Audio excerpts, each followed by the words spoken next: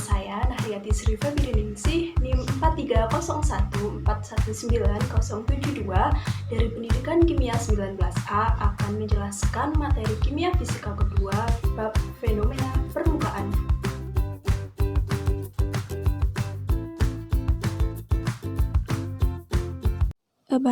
Di dalam materi kali ini yang akan saya bahas terdapat 5 submateri. Submateri yang pertama yaitu energi permukaan dan tegangan permukaan. Submateri yang kedua yaitu ukuran tegangan permukaan. Submateri yang ketiga ada pengukuran tegangan permukaan. Yang keempat ada termodinamika permukaan. Dan submateri yang kelima kenaikan kapiler dan penurunan kapiler. Oke, langsung saja ke submateri yang pertama, energi permukaan dan tegangan permukaan. Suatu padatan yang tersusun atas molekul-molekul sferis dalam susunan Coulomb. Energi per molekul padatan tersebut memiliki rumus E/N, di mana E adalah energi per mol dan N adalah jumlah bilangan Avogadro. Nah, untuk susunan Coulomb itu sendiri, satu atom di pusat akan terikat dengan 9 atom tetangga, sedangkan satu atom di pusat akan terikat oleh 12 atom tetangga, sehingga kekuatan ikatan tiap molekul adalah E/12. Energi ikat total di permukaan adalah 9E/12 atau 3E/4. Nah, dari gambaran kasar ini dapat disimpulkan bahwa molekul di permukaan memiliki energi yang lebih tinggi dibanding molekul di dalam. Nah, ini merupakan gambar ilustrasi dari tegangan permukaan, di mana di dalam gambar tersebut suatu film cairan yang direnggangkan pada suatu bingkai kawat yang salah satu rusuknya bebas digerakkan.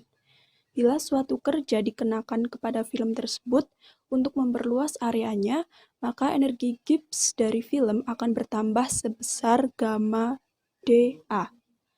Gamma di sini adalah energi Gibbs permukaan per satuan luas. Besarnya tambahan energi Gibbs sama dengan besarnya kerja yang dikenakan pada film. Nah, bila gaya yang dikenakan pada film sebesar F dan film bergerak sepanjang dx, maka F dx sama dengan G dA.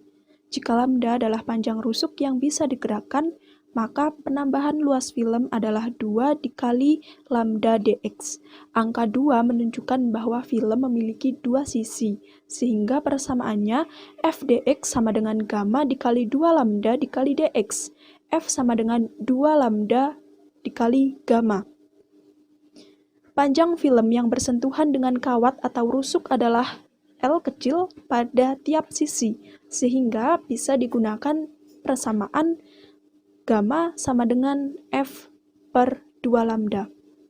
Nah, ini merupakan tabel tegangan permukaan cairan pada suhu 20 derajat Celcius, di mana terdapat 5 cairan, yaitu ada aseton, ada benzen, ada karbon tetraklorida, ada etil asetat, dan ada etil alkohol. Oke, lanjut, next slide. Di submateri yang kedua, yaitu tentang ukuran tegangan permukaan. Walaupun molekul-molekul di permukaan memiliki energi kurang lebih 25% lebih tinggi dibanding yang ada di dalam, efek ini tidak tampak pada sistem yang berukuran normal. Sebab molekul-molekul yang ada di permukaan jauh lebih sedikit dibanding molekul-molekul yang ada di dalam secara keseluruhan. Nah, di sini saya permisalkan apabila terdapat energi permukaan yang memberikan kontribusi sebesar 1% dari total energi, di mana persamaannya adalah E sama dengan EV dikali V ditambah ES dikali A. Dengan EV merupakan energi per volume, ES adalah energi per area, V adalah volume, dan A adalah area. Nah, ini merupakan persamaan untuk mencari perbandingan antara ES dan juga EV yang memiliki hasil akhir sama dengan 1,25 atau jika dibulatkan adalah besarnya 1. Oke, di slide kali ini kita sudah memasuki submateri yang ketiga, yaitu pengukuran tegangan permukaan. Nah, di sini terdapat 2 gambar ya teman-teman. Yang gambar menyerupai neraca ini disebut dengan alat Dunoi. Dan gambar yang terdiri dari pipa U ini disebut dengan alat pengukuran tegangan permukaan metode tetes. Nah, di dalam pengukuran tegangan permukaan ini terdapat dua persamaan yang bisa kita pakai. Yang pertama, apabila cincin pada cairan ditarik keluar, maka pada saat tepat cincin akan lepas. Nah, besarnya gaya yang menarik cincin sama dengan besarnya tegangan permukaan cairan yang melawan pertambahan luas akibat tarikan pada cincin. Persamaannya yaitu F besar sama dengan 2 dikali 2πr dikali gamma. Nah, persamaan selanjutnya, ini masih masuk ke persamaan yang pertama, itu adalah F besar atau gaya sama dengan 2 dikali 2πr dikali F kecil dikali gamma, di mana F kecil merupakan faktor koreksi. Nah, untuk persamaan yang kedua yaitu berlaku apabila cairan yang akan diukur diletakkan dalam suatu alat yang di dalamnya terdapat bagian berupa kapiler. Sehingga dengan mengatur jumlah cairan, waktu untuk pembentukan tetesan dapat diatur. Nah, pada saat cairan menetes ini, gaya-gaya yang bekerja adalah 2πr gamma sama dengan M dikali G, di mana M kecil merupakan massa tetesan dan G kecil merupakan percepatan gravitasi. Oke, kita lanjut ke submateri yang keempat, termodinamika permukaan. Nah, dalam suatu sistem ini terdiri dari dua fase. Fase yang pertama adalah M1, fase yang kedua adalah M2, dan interface atau antarmuka antara keduanya. Interface ini lambangnya I besar, dilingkupi oleh keliling permukaan silindris B. Interface digeser ke posisi baru I1 sehingga terjadi perubahan energi sebagai berikut. Untuk M1, DU1 sama dengan TDS1 dikurangi P1 dV1.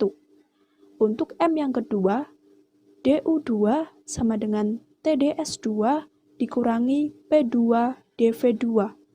Nah, untuk permukaan, DU sigma sama dengan TDS sigma dikurangi gamma dikali dA. Oke, kita lanjut.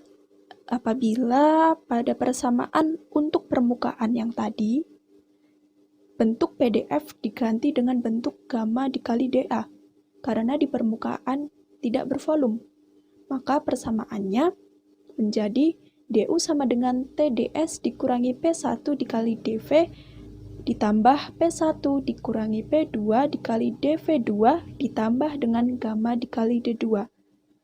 Jika entropi dan volume konstan, maka pada kesetimbangan energi minimumnya adalah DU sama dengan 0, sehingga persamaannya menjadi P1 dikurangi P2 dikali dV2 ditambah gamma dikali dA sama dengan 0. Persamaan yang menyatakan bahwa dasar tekanan di dalam fase yang punya permukaannya cembung adalah lebih besar daripada di luarnya. Persamaannya adalah dV2 sama dengan omega dikali R kuadrat dikali dr dan dA sama dengan 2 omega R dikali dr. Menjadi P2 dikurangi P1 omega R kuadrat dr sama dengan 2 gamma omega R dr.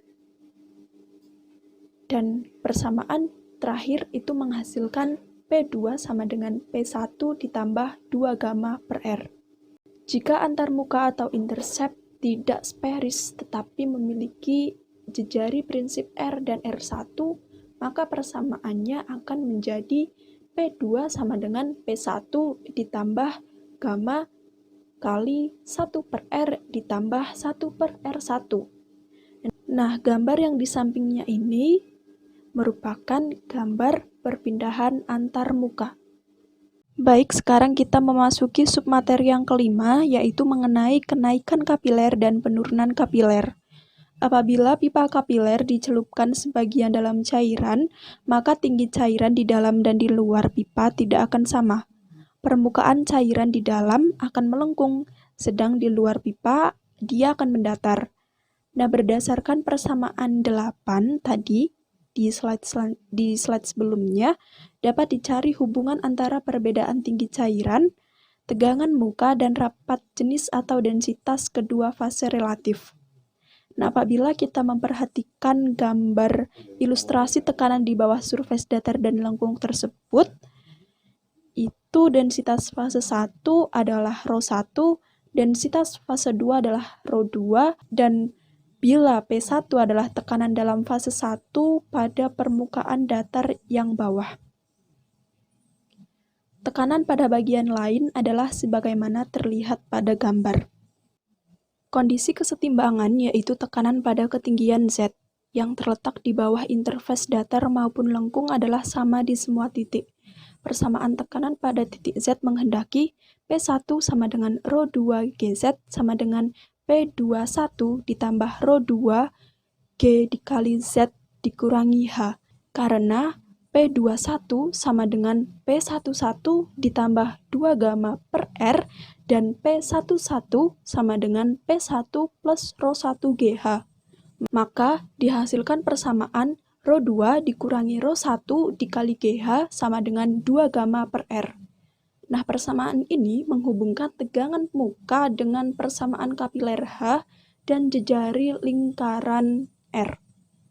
Bila permukaan cairan dalam pipa cekung terjadi kenaikan kapiler dan R-nya juga negatif, hubungan antara R besar dan R kecil atau jejari pipa adalah R kecil per R besar sama dengan sin dikali theta dikurangi 90 derajat.